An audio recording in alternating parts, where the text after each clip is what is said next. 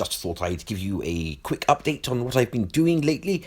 As you join me, I'm just making a quick aerial getaway from the roof of Whips Cross Hospital. I wasn't supposed to be here. I simply misinterpreted a memo informing me the Whips were cross at me blaming them for the firing of 21 rebel MPs. But it worked out pretty well in the end. I spoke to a father about his concerns.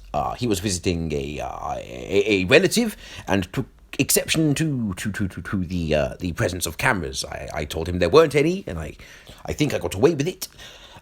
We came from very differing perspectives. He was clearly a man who thinks fathers should be present and involved for their offspring. I take a different view, but it just went to show how people can come together and really talk out their, whatever. As well as it went, I can't take any chances that I'll be subjected to any scrutiny whatsoever outside of Parliament. So I've written to the Queen asking for permission to prorogue everywhere, absolutely everywhere. She replied with simply, no more questions. So I think she's on board with what I'm trying to achieve. Watch this space for updates. Being an experienced absentee served me very well on Monday when I visited Luxembourg, which was the stop after Ireland on my tour of nations with gay leaders. Just to show that I've got nothing against the bum boys. As long as they put nothing against me, then we are all good. What else? Oh yes, I took Dominic's advice and got out of London to meet some people who aren't rich Remainers, and that went swimmingly. As I expected, everyone in Yorkshire was a monosyllabic Brexiteer. Indeed, everywhere I went, people came up to me and said, leave, which was good to see. Oh yes, my speech with the police went very well. No one arrested me, so that was a good sign.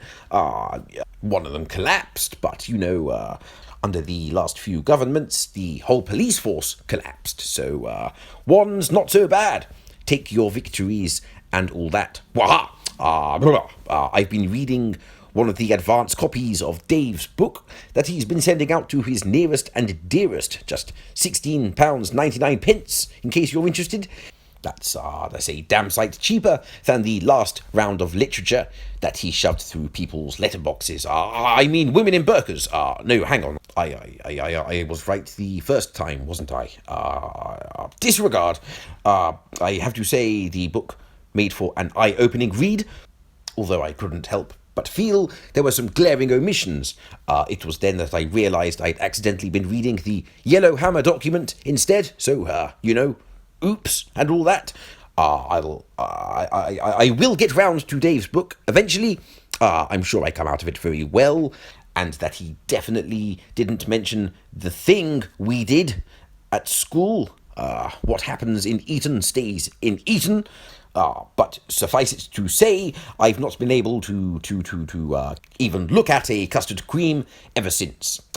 Eton indeed. One bit of unfortunate news, the whole Corbyn is a chicken thing didn't quite catch on as I'd hoped, so I ended up with a lot of leftover fried chicken sent back to us from the press galleries.